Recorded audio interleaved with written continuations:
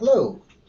So in this video, we're going to talk about what kind of signs do you look for if you suspect someone who might have ADHD, or it could be your child, could be yourself, could be a loved one.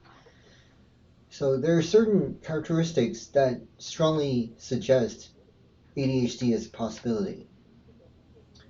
So let's get into it. First of all, difficulty with organization is a prominent feature of ADHD. And it's not just organizing your object, the things you have. Um, this is very common. People with ADHD often lose things. They might show up for a meeting wearing their slippers.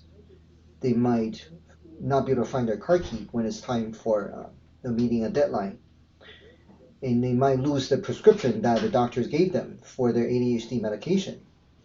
So losing things and always trying to find things is they typically spend a great deal of time trying to find things that they can't remember where they left them, and also they lose track of what they're doing, their train of thoughts.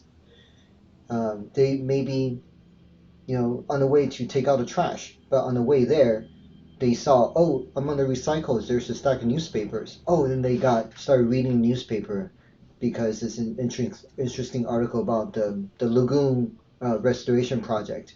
And they say, oh, let's get into that. So they start checking on their phone. Oh, am I available on September 26th? Maybe I can do it that Saturday. And before you know it, 2 hours will go by and they haven't taken out the trash. And also, it's very common for patients to lose track of time, to be late for things, for the above mentioned examples.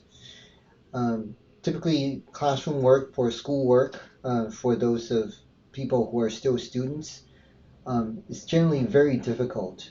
Doing homework is like, walking through hot coal almost, because it's most students are not thrilled to do homework, but for someone with ADHD, that's the ultimate challenge. And a homework project that usually should take 5 to 10 minutes can often take more than 2 hours for someone with ADHD because of the constant distraction. They get sidetracked and they just find it very difficult and exhausting to sustain their attention to finish what's in front of them. A lot of times the parents will tell me they will ask them to do this assignment, just these 3 problems, and the parents will walk away, prepare dinner, and they come back and nothing's happened. It's a complete blank page. And the other thing is inconsistency. So what I mean by that is the performance can be often inconsistent, which means on one test they can do really well. Perhaps it's on a subject matter that they enjoy, when they find interesting. But in another test, even with the same subject matter, they can do very poorly because on that day they're just off and they just have a hard time focusing. They can be inconsistent in their sports performance. Sometimes they're the top scorer for their team, but other days when they're off, they can just be, their mind could be just totally out in the left field, not being able to pay attention to what's going on in the game. And this consequently leads to another common feature of people with ADHD is that many of them suffer from anxiety. As you can imagine, if you can't predict how you're going to perform for that particular day or that particular task, it's very anxiety inducing because you don't know what the outcome is going to be. You don't know whether you're going to have a good day when you wake up in the morning or whether you're going to have a terrible day. So anxiety is often tied hand in hand with ADHD symptoms. Friendship is something that always suffers or frequently suffers. Many people with ADHD, because they tend to be spontaneous and creative, so they make friends very easily. However, many of them are the same people. They find it very difficult to keep those friends because they often act impulsively or they have a difficulty controlling their emotions, so they tend to lose their temper and they end up offending their friends. And their friends say, "That's enough. That's the last time you're gonna be rude to me. I'm not gonna be your friends anymore." So that can be very frustrating to them, and it's a point of great stress for many people who suffer from ADHD. And consequently, for all the above mentioning, the inconsistency, the anxiety, and constantly being late, and constantly losing things, that can really take a toll on their self-esteem. And I have a separate video that I talk about self-esteem issues associated with ADHD. And that perhaps is, maintaining self-esteem is the holy grail of treating and managing ADHD.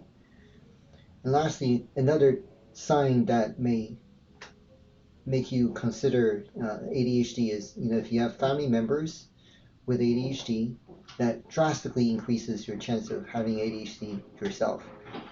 Many parents themselves get diagnosed with ADHD when their children become diagnosed because, say, 30, 40 years ago, ADHD, it's not widely recognized. And a lot of times it's, especially if they're not misbehaving and causing a lot of trouble at school or at home, people with primarily inattentive symptoms often get ignored, or they just say, well, they just kind of dreamy, they're not they're not paying attention to things, and they oftentimes suffer in silence and without knowing what's the underlying cause.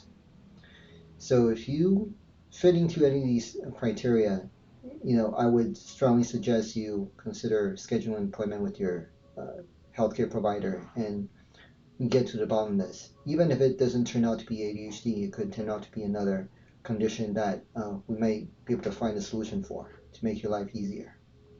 Okay, have a wonderful day.